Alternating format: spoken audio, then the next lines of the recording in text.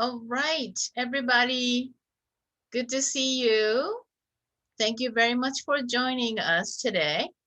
And we're very, very excited to have you. And thank you very much for being with us despite the really nice weather outside, because it's been very difficult for a while. Um, First of all, my name is Rio Saito from Japan America Society of Minnesota. If you have never seen me, hello, nice to meet you all. Thank you very much for joining us. We're very, very excited to have Minneapolis, Ibaraki sister city today with us.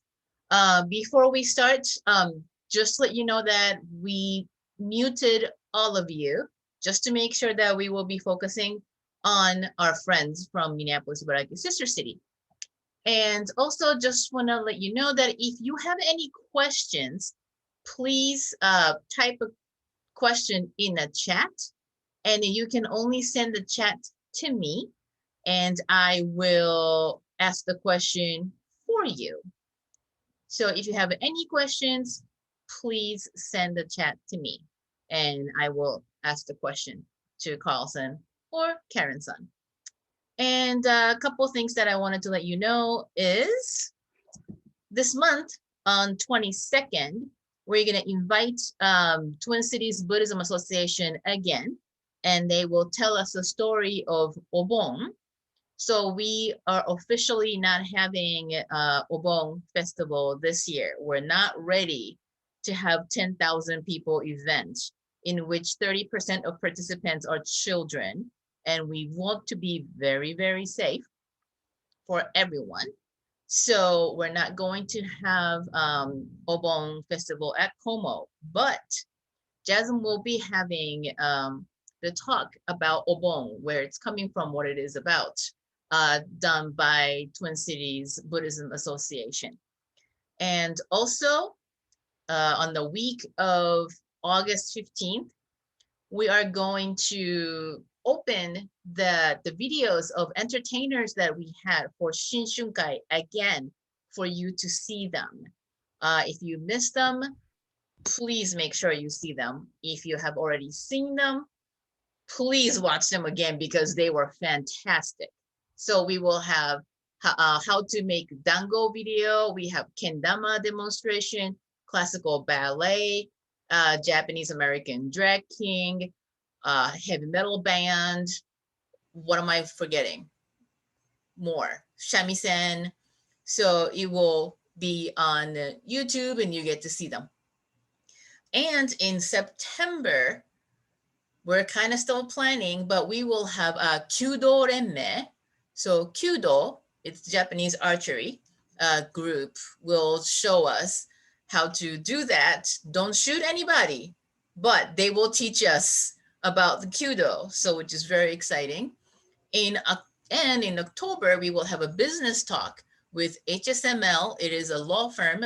They work with the copyright and they work with Japan, and it's very exciting.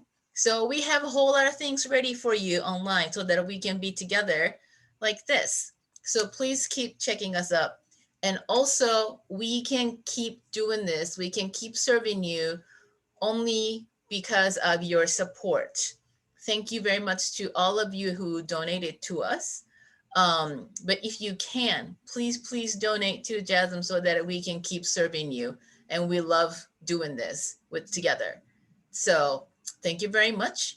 And without further ado, I would like to bring Carl-san to talk about Minneapolis Ibaraki sister city. Carl-san, onegai shimasu. Thank you. I'm going to share my screen here. Thank you for this opportunity.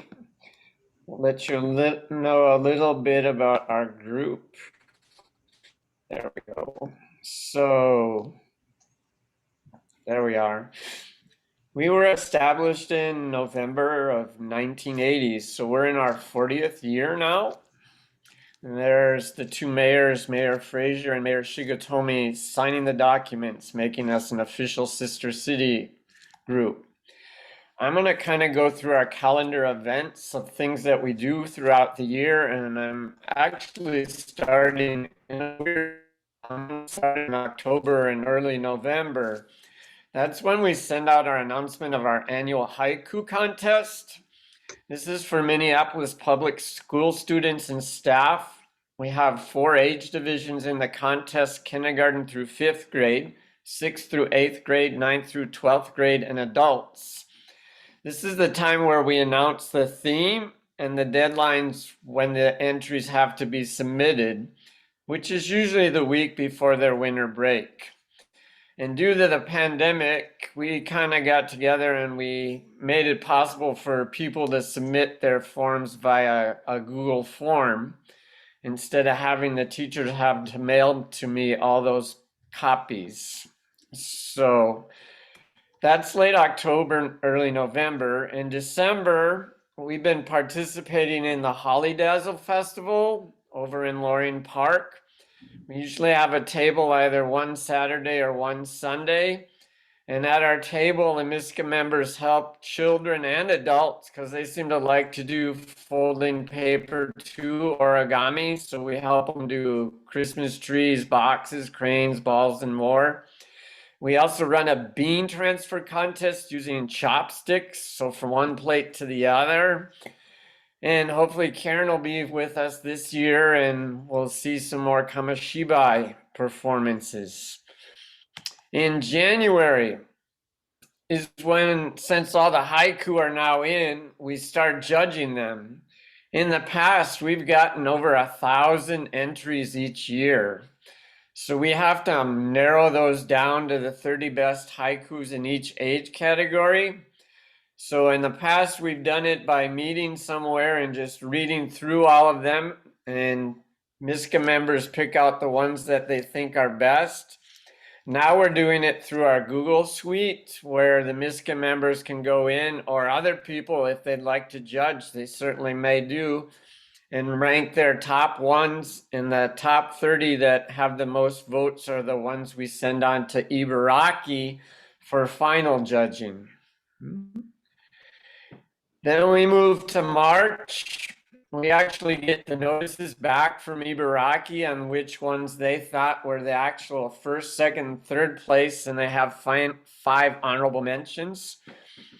And they also have judges' notes on the first and second and third place winners, and we get those translated into English so that we can present them when we have our ceremony, which is in April. We usually hold it in the downtown Central Library in the POLAD room, usually on a Sunday starting at 2 p.m. Which Sunday depends on when spring break is, so we don't want to interfere with that. We usually get excellent attendance from the lower grade students and their families. They're very good at showing up. The winners read their winning haiku. They get a certificate and a small gift from Ibaraki. And then the first, second, and third place winners hear their judges' comments about why their haiku was selected. The last 2 years, we've had to do it online due to COVID, but we still had pretty good attendance. In May, we have our annual Cherry Tree Festival. Ibaraki City donated 30 cherry trees to us in honor of the 30th anniversary of our organization. These are planted on Nicollet Island. And we usually hold the festival on Mother's Day starting at 2 p.m. in the tent outside the pavilion. We've tried to time it with the blossoms, but that never works out. So we just decided to pick a day.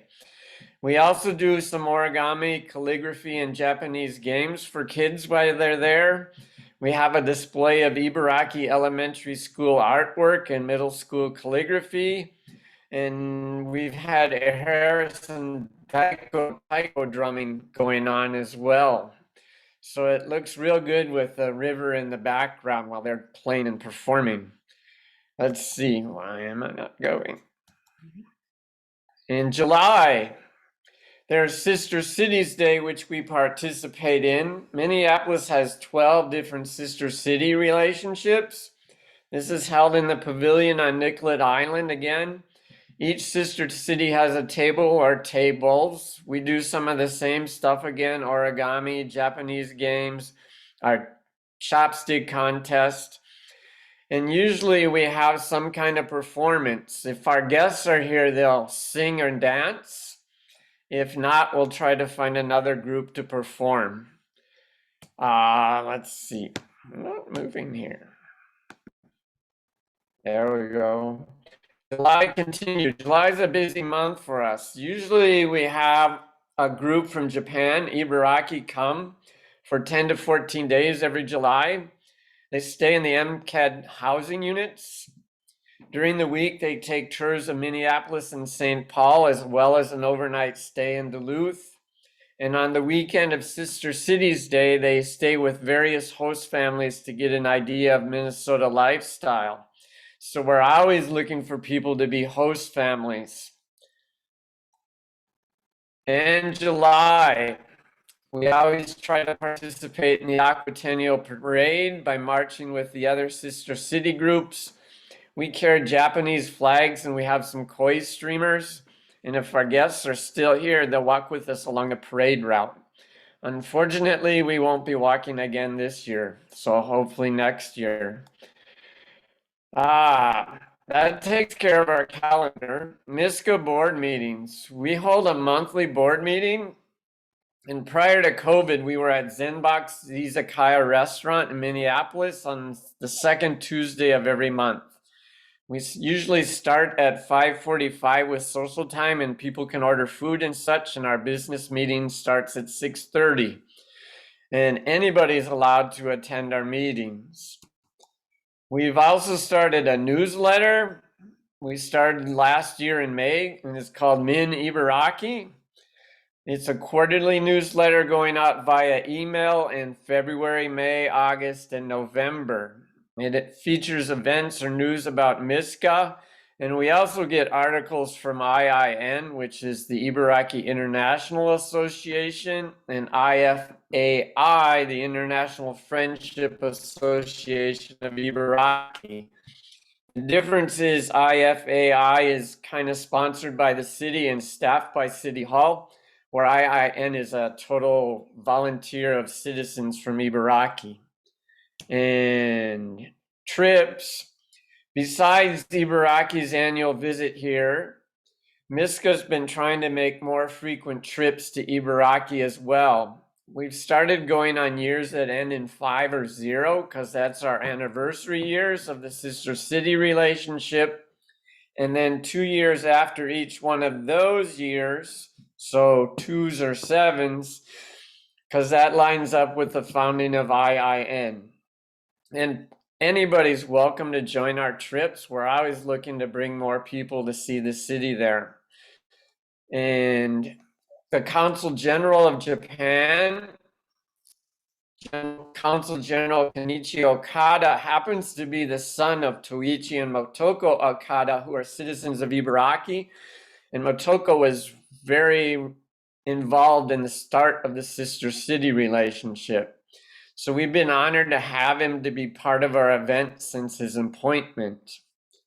And I think finally, for more information, you can email us at misca.info@gmail.com. And we have a Facebook page.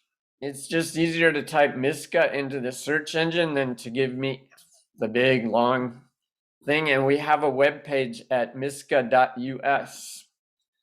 So that's our presentation there. Rio, were there any questions? Currently, I don't have one. Okay. Then I think we'll just pass it on to Karen and she can start with her stories. Thank you, Carlson. Thank you. All right. Do I see Karen's on? Here I am. Yep. There you go. I'm honored to share this experience of Kamishibai, which means paper theater, with you tonight.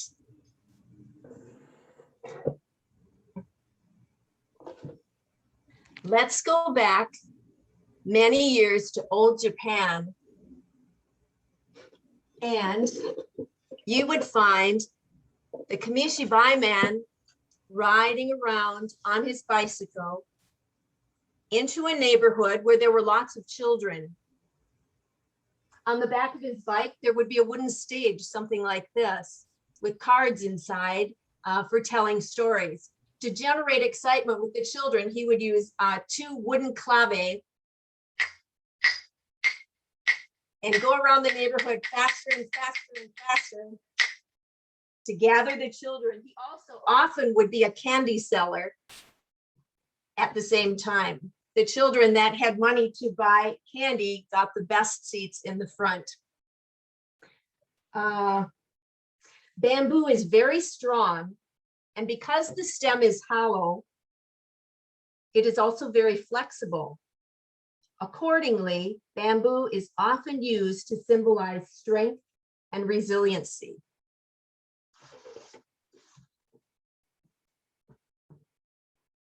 And now I'd like to present the Bamboo Princess, adapted by Kyoko Iwasaki, illustrated by Teruyo Endo, and translated by Donna Tamaki.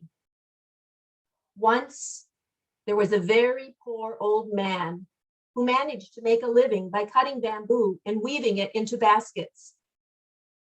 One day, as he was walking into a grove, he saw something glowing in the bottom of a big bamboo tree. How strange, what could that be? He cut the tree open and found a tiny little girl inside. The old man picked her up gently in his hands and hurried home with her. Look what I found, good wife, a beautiful little girl. She must have been sent to us from heaven. My, what a lovely child. The old woman was just as pleased as her husband.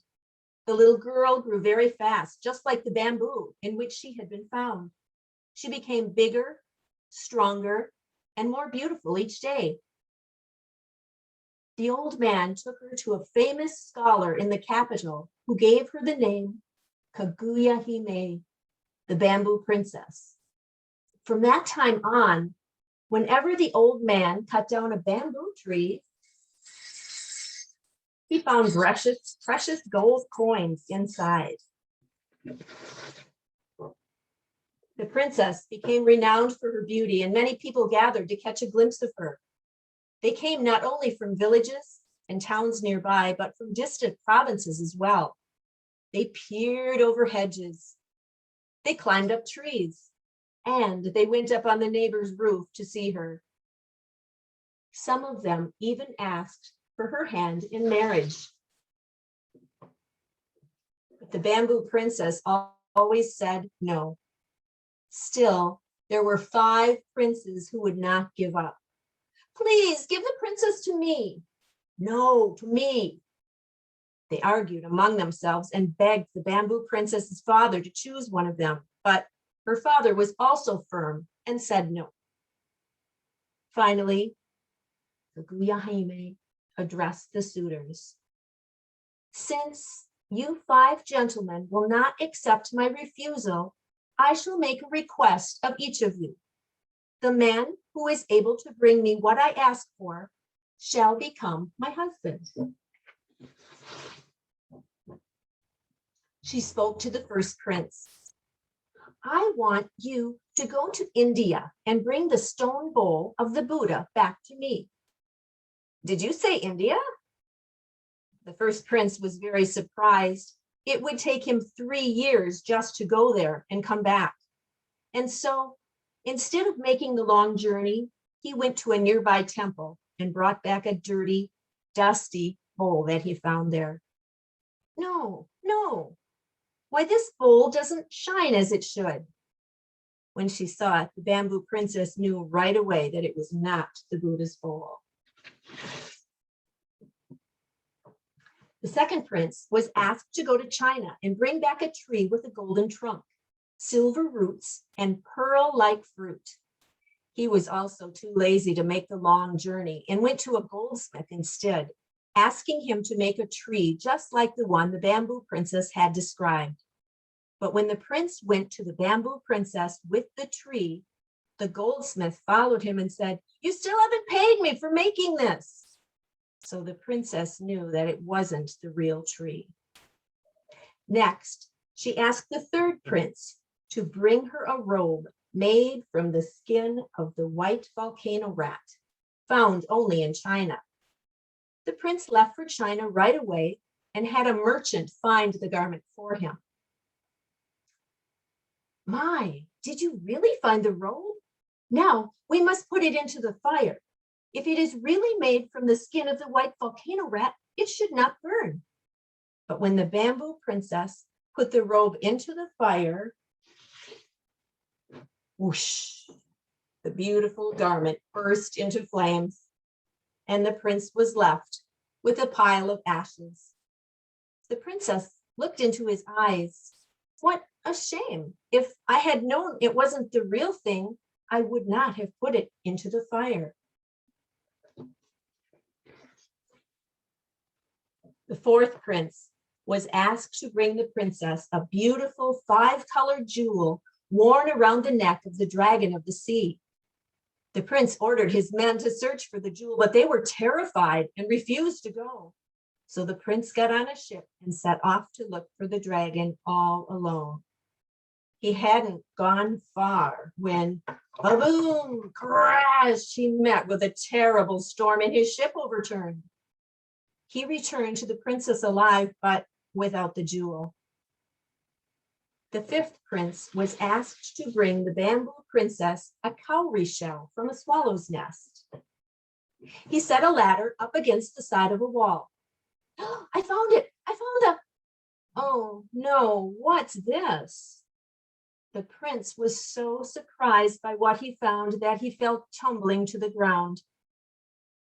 What he thought was a cowrie shell was actually the swallow's droppings.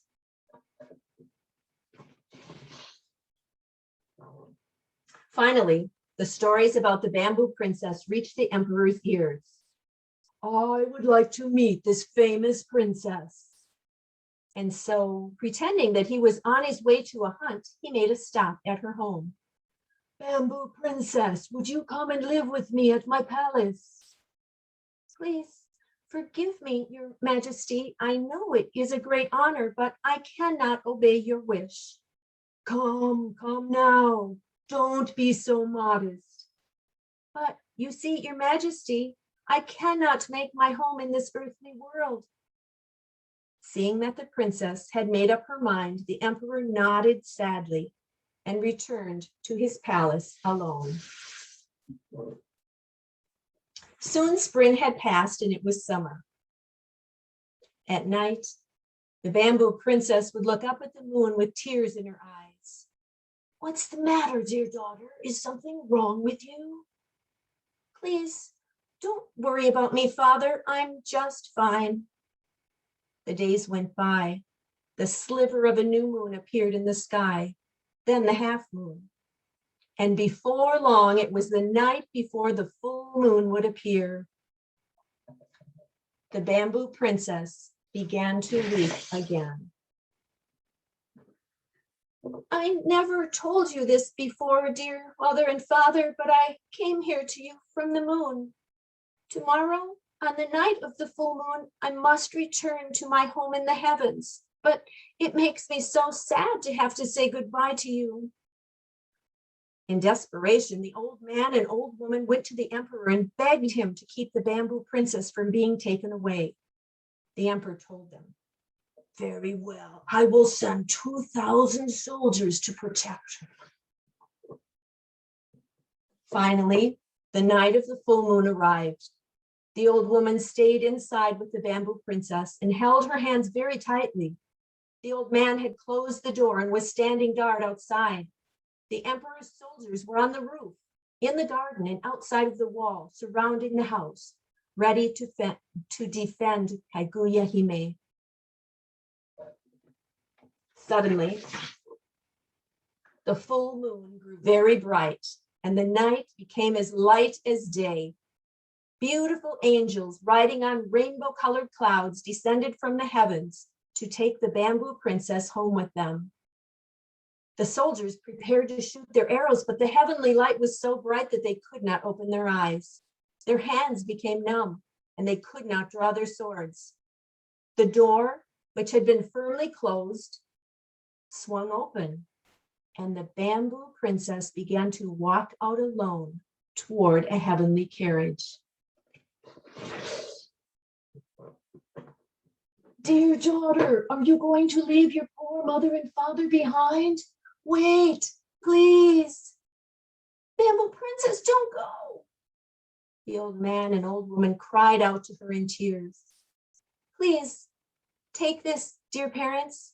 It is a magic potion that will make you live forever. I hope that you will both stay well always. Then the heavenly carriage rose up into the sky, carrying the bamboo princess away.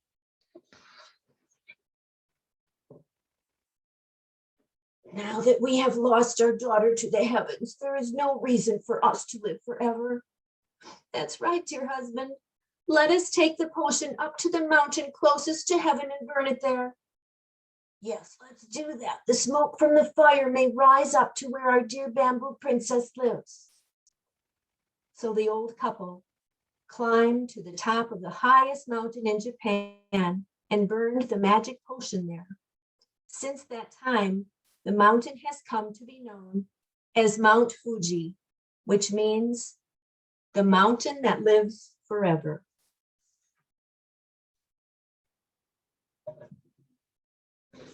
Oshimai, the end.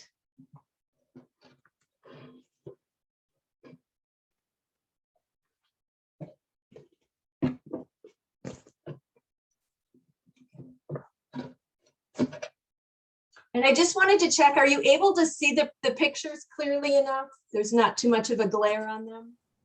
Yeah. Okay, great. We're Okay, good. If wonderful. anybody who's having trouble, please put in a chat box. Okay, sounds good. People around the world followed the New York Times coverage of a mother cat blistered. Her eyes were blistered shut and her paws were scorched. She overcame great adversity. Later, 2,000 people sent in essays for a chance to adopt Scarlet. Our next story was written and illustrated by Kyoko Watanabe, assisted by the Shintoku Kindergarten.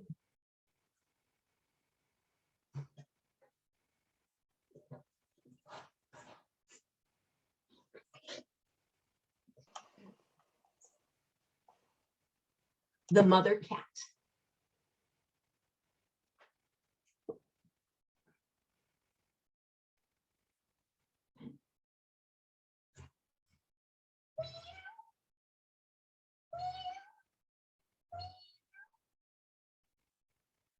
Said the little kittens who were still learning how to walk. There were 5 of them. They made their home in an old abandoned building. Their mother was very happy with her little ones, all safely at her side. Hello, little kittens. It's your friend, Katie. And me, your friend, Bob.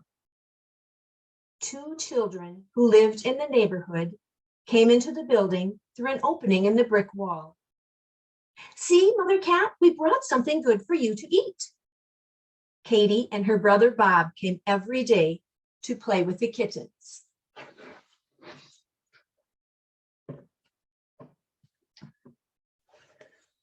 One night, the mother cat woke up suddenly.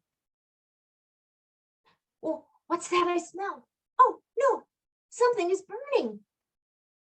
She heard flames crackling deep inside the building. Suddenly, the mother cat heard the voices of people shouting outside far away, fire, fire. There's no time to lose. I must move my kittens to a safe place. Black smoke made its way closer and closer to them. I want all 5 of you to listen to me carefully. Don't worry, I will get all of you safely out of the building, but you must stay together no matter how frightened you are. Remember, don't move from this spot. Yes, Mommy, we'll do just as you say. The kittens drew very close to each other, trembling in fear. The mother cat picked up one of the kittens and made her way through the smoke. She ran out of the building through the opening in the brick wall. Someone in the crowd said, "Oh, look, a cat. Why, she's carrying a kitten in her mouth." Many people were standing outside of the building watching the fire. The mother cat went up to Katie and left the kitten with her. Katie smiled and nodded gently. "I'll watch it for you, don't worry." Then the mother cat went right back into the building. She carried 2 more kittens to safety in the same way. Soon the fire had spread all over the building and flames were leaping out of the windows. "Don't go back in, mother cat. It's too dangerous."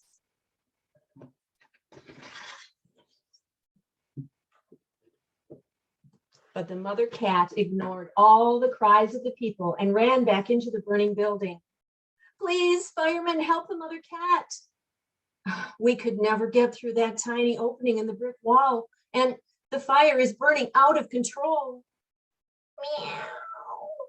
Where are you, my kittens?" "Meow. Meow." The mother cat listened to where the cry was coming from and found another kitten. Then she picked it up and made her way out of the building. She held her head up as she ran on, the alert for danger. "You made it safely. I'm so relieved." Just as the mother cat gave the 4th kitten to Katie and Bob, rumble, rumble, crash! They heard something in the burning building crumble and fall. The mother cat leaped right back into the blazing flames. "Oh no, there's one more kitten left inside, the little white one." All the crowd waited anxiously to see what would happen.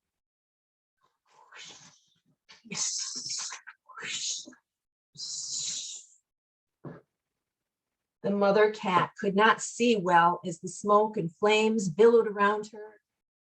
"It's Mother. I've come to save you. Where are you, my son?" "Mommy, I'm here. I'm so scared. Help me, please."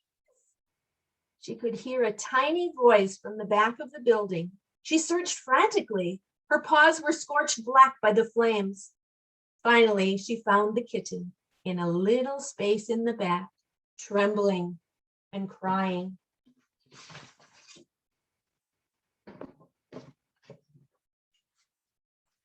The whole building was engulfed in flames. The people waited outside, praying in their hearts for the mother cat to return. What happened to her? It's taking her too long. Oh, she might be trapped inside. There's no hope now. Poor thing. Just as the crowd outside had begun to give up hope. "Look, everybody." The mother cat walked out of the building. Nearly blinded by the heat, she tried to keep her eyes open. Her fur was scorched. She was trembling, but she held the last of her children, the white kitten, securely in her mouth. "They're safe. How wonderful." Everyone began to clap.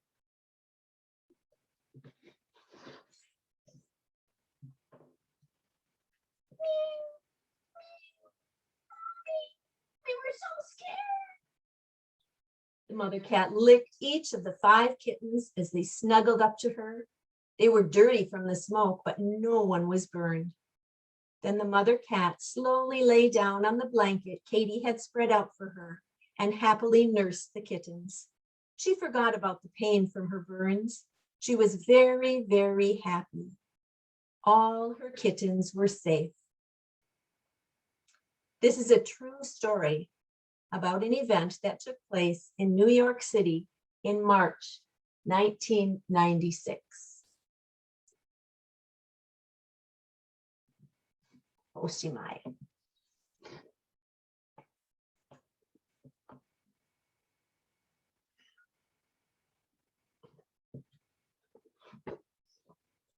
I have one more story, but the last one I've ordered from a different company, which it doesn't quite fit into my stage. So I'm working on a way to get it to make make the cards a little bit larger, but I'll bring this closer.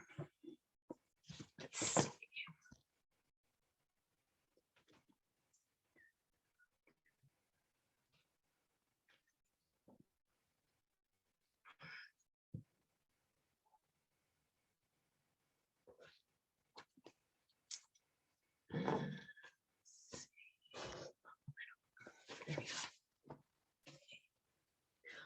Momotaro, the Peach Boy, is one of the most famous Japanese folk tales. It highlights the virtues of courage, teamwork, and generosity. Momotaro, the Peach Boy. Once upon a time, there was an old couple who lived in a small village in Japan. One day, Oji-san, the old man, went to the mountains to gather firewood, and Oba-san, the old woman, went to the river to do the laundry. "Oh yeah," she cried. A gigantic peach was floating toward her. "Big peach, juicy peach, come to me, she sang. As if it had heard her, the peach bobbed closer. Oba-san grabbed the peach and hurried home. "I have to show Oji-san." They couldn't wait to taste the peach. Oba-san reached out to touch the fuzzy skin, and the peach wiggled. It bounced once, twice, and then split open all by itself. What do you think they saw inside? A chubby little boy jumped out. "A baby!" The old couple screamed. They had always wanted a child, so they happily adopted him and named him Momotaro, which means peach boy in Japanese. Momotaro had a huge appetite. He especially loved vegetables, fruit, and rice, so he grew big and strong. Oji-san and Oba-san loved and cared for Momotaro, and he grew into a kind-hearted young man. Life was happy in their home, but in the village, there was trouble. All too often, a gang of ogres attacked the village. They stole all the food and treasure they could grab. Then they sailed back to their home on Onigashima, which is Japanese for Ogre's Island. One day, Momotaro told his parents, "I'm going to Onigashima to conquer the ogres and bring back our treasure. I don't want to see our people suffer like this anymore." His parents thought that was a dangerous idea, but they were proud that Momotaro wanted to help. So Oji-san took out an old sword. "Take this with you. I know you will use it for the right reason." Oba-san made a bunch of kibidango, Japanese sweet dumplings. "These are the best kibidango in Japan," she told Momotaro. "They will give you tremendous strength and courage. Take them too." Momotaro bowed to his parents and left his home. Momotaro marched toward Onigashima, the ogre's island. He carried a flag that said, "The best in Japan." Just then, a friendly dog hopped up. "One, one. Hello, Momotaro. Where are you going?" "I'm going to Onigashima to conquer the ogres." "And what do you have in that bag on your waist? It smells delicious." "Only the best kibidango in Japan. I will give you one if you come along." Yes, yes, I will come along. Those wicked ogres stole my favorite bone." So Momotaro gave the dog a kibidango and they marched on together. After a while, a monkey called down to them from a tree. "Kee! Hello, Momotaro. Where are you going?" "We're going to Onigashima to conquer the ogres." "And what do you have in that bag on your waist? It smells delicious." "Only the best kibidango in Japan. I will give you one if you come along." Yes, yes, I will come along. Those wicked ogres chopped down my favorite tree." So Momotaro gave the monkey a kibidango and they marched on together. Just then a pheasant swooped down from the sky. "Hello, Momotaro, where are you going?" We're going to Onigashima to conquer the ogres. What do you have in that bag on your waist? It smells delicious. Only the best kibidongo in Japan. I will give you one if you come along. Yes, yes, I will come along. Those ogres chased my family and plucked out their feathers. So Momotaro gave the pheasant a kibidongo, and the 4 brave adventurers marched on together. Momotaro-san, Momotaro-san, please give me a dumpling from the bag on your waist. Give me one, please, please give me one. I will give you one, I will give you one. If you come with me to fight the ogres now, come along, and I will give you one. At last, Momotaro and his friends reached the ocean. They borrowed a small boat and sailed off toward Onigashima, the ogre's island. But as soon as the sun went down, a mighty storm smashed against the boat. The wind blew so hard that the rain flew sideways. Thunder roared like 1,000 lions. And whenever lightning flashed, Momotaro could see hungry fish with sharp teeth watching from the waves. On and on they sailed until they arrived at the dreadful island of Onigashima. The land itself looked like a monster's face. There, at the edge of the water, was a gigantic gate. Momotaro yelled, "Open the gate, this is Momotaro!" But there was no answer. So the pheasant flew over the gate and unlocked it with his strong beak. Then Momotaro kicked it open, bam! The ogres looked up just in time to see Momotaro and his friends dashing inside where no human had ever gone. The ogres tried to stop them, but the dog bit their arms and legs. The monkeys scratched their faces and the pheasant pecked the tops of their heads. Meanwhile, Momotaro ran toward the chief ogre's palace. There, the chief ogre was lying on a soft cushion, slurping rice wine. "Who are you, little boy?" The ogre sneered, making some wine dribble down his dirty cheek like a slug. "I'm Momotaro from the village. I came to take our treasure back and stop you from bothering us."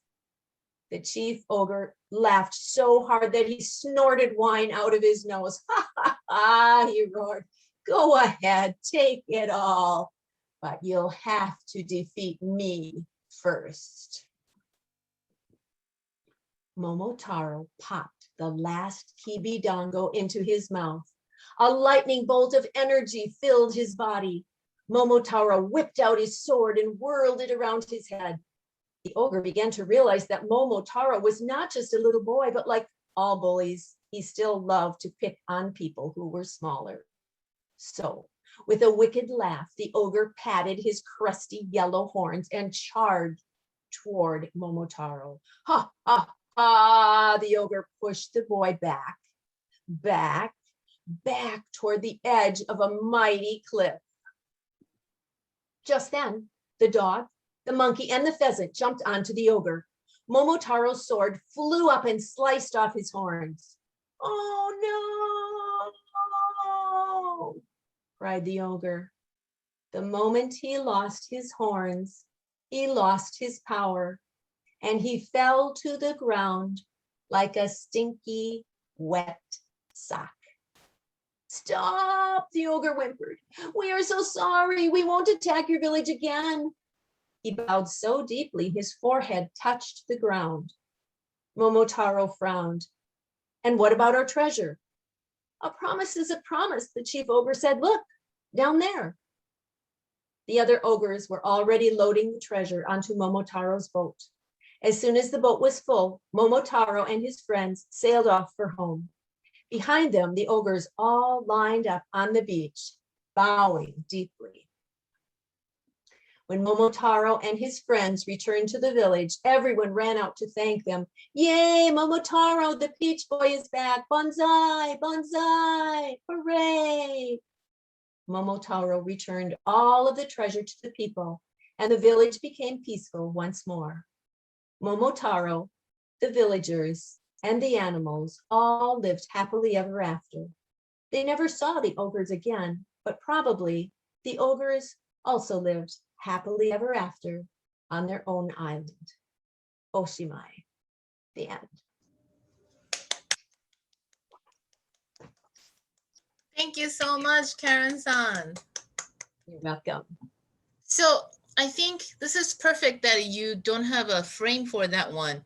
Could you possibly share with everybody what's the relationship between the pictures and then where you're reading from, how the system works? Yes. Yeah, so the story is on the front, and on the back it is in Japanese and English, since these have all been translated. And then as I'm reading this one, it shows me, I'm reading off the back of this one, so it's always one behind, and it shows a tiny picture of the picture that you're seeing out front. So you can't really get mixed up about where you're headed, and they're all numbered. So it's really fun. Anyone can do it. So I'm just reading from the back. Often the stories that I know better, that I can just tell from my head, I can just stand off to the side. It was traditional to add to the story too, and to tell things on the side if you knew them more. But yeah, and then it's really fun. The different places that I have gotten them from is Story Card Theater. So it comes in a folder like this, and it's a husband and wife team, and different illustrators do different stories. Also, Kamishibai for kids are the larger ones that fit in my stage. That's great. Thank you. As a kid from Japan, I used to make Kamishibai as a child, and then had to figure out, this is the front, so that I should write the story in the very end. And, you know, like the numbering of the cars, and then that was a part of the fun. So yeah, this is great. Do you do this at any other places that people can go? Do you have information about that? Yeah, I've done it in the past, like at daycares and churches and libraries. Mm-hmm. Nothing really on the agenda right now. Things are kind of slow getting back, but okay. Yeah. Well, let us know when you do this online. The when I found out, I saw you on the Facebook, I think. Facebook Live. That's how I found you. So if you are gonna do anything like that, please let us know, and we will advertise that so that people can see more. One of the participants commented that she just wants more, right? She just wants you to read more. So so yeah, if you have any other places that you do, please let us know. Well, thank you so much. Before we go, if you have any questions or anything like that, please let me know. But meanwhile, can we take pictures together? If you don't mind turning your camera on, that would be great, so that we can have pictures together. See, I'm not sure I know how. Karen-san, you're good. I am? Okay. Yeah, we see you. This is great.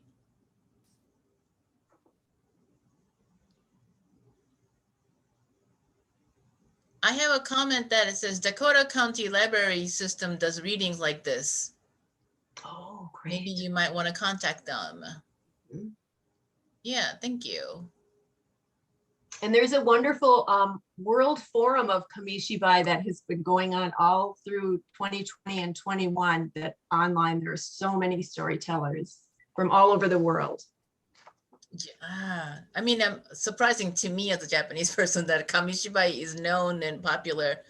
That's interesting to me. Another question is that is there any place that people can get your information from? Like if you are reading somewhere, definitely you can let us know. But is there any place that people can go to get information? Right now, I don't have a website. No. That's all right. Well, like I said, let us know, and Mhm, we'll I just sure let them. will. Okay. Thank you. So instead of cheese, we should say today, Kamishibai, and you make a big smile. Okay, ready? 3, 2, 1. Kamishibai. Yay. All right. Thank you so much, everybody. And please keep checking our website and please become a member to support our cause. And have a great day. Have a great weekend. And see you soon. All right. Bye. Thank you.